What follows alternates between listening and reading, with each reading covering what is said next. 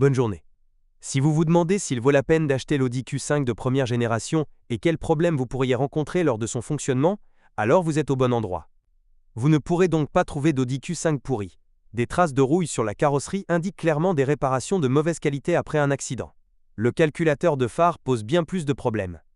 Il tombe en panne avant même un kilométrage de 100 000 km, après quoi les feux de position s'éteignent immédiatement. Sinon, il n'y a aucune plainte concernant l'apparence du crossover allemand ni son intérieur. Pour décorer l'intérieur, les Allemands ont utilisé exclusivement des matériaux coûteux et de haute qualité, qui ont fière allure même lorsque le kilométrage de la voiture approche les 200 000 km. Presque tous les systèmes électroniques disponibles à l'époque chez la société allemande étaient disponibles pour l'Audi Q5. D'un point de vue confort, c'est un plus indéniable. Mais pour les propriétaires de crossovers d'occasion, l'abondance de l'électronique provoquera certainement des maux de tête périodiques. Par exemple, l'écran couleur de la console centrale peut s'éteindre ou s'allumer spontanément. Le système d'entrée sans clé tombe également en panne de temps en temps car il refuse de reconnaître la clé sans raison apparente. Les propriétaires d'une Audi Q5 qui aiment créer un marécage sous leurs pieds peuvent souffrir encore plus sérieusement. Le fait est que sous le siège du conducteur d'un crossover allemand se trouve un câblage électrique contre-indiqué en cas de contact avec l'humidité. Le moteur de base de l'Audi Q5 de première génération était le 4 essence 2.0 TFSI. Avant le restylage, elle développait 211 chevaux, après la mise à jour 225 chevaux. La fiabilité du moteur de 2 litres s'est avérée loin d'être indicative.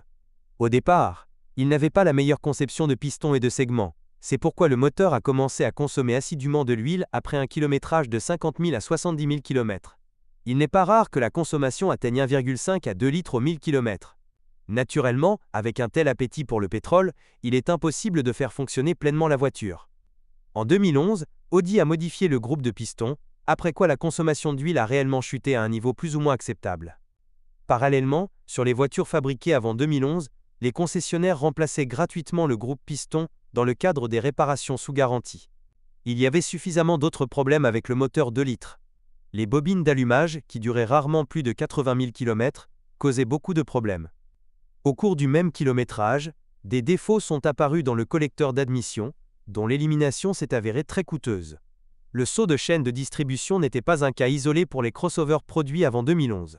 Un bruit de cliquetis désagréable sous le capot laissait présager des problèmes imminents. Malheureusement, certains propriétaires l'ont tout simplement ignoré, ce qui a finalement conduit à plier les soupapes et à une révision plus poussée du moteur.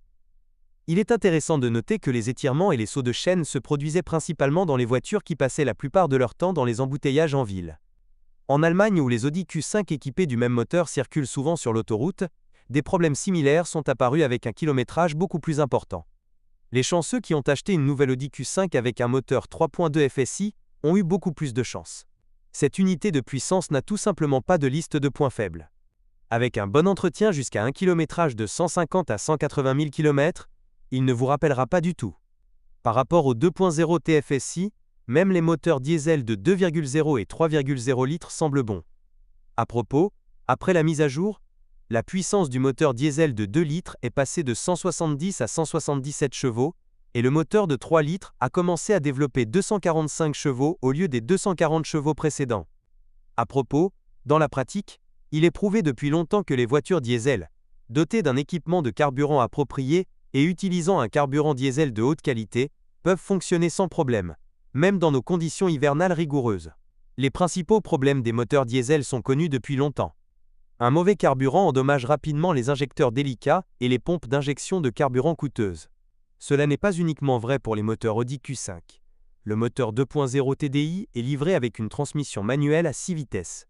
Les moteurs 3.0 TDI et 2.0 TFSI étaient équipés d'une transmission robotisée S-tronique à 7 rapports. Il y a eu beaucoup de plaintes concernant le robot, qui était un analogue du célèbre Volkswagen DSG. Des cas où une transmission robotique ne pouvait même pas supporter 100 000 km se produisaient tout le temps. Auparavant, le robot commençait à changer de vitesse avec des secousses de plus en plus perceptibles, qui ne correspondaient pas au caractère d'un crossover haut de gamme.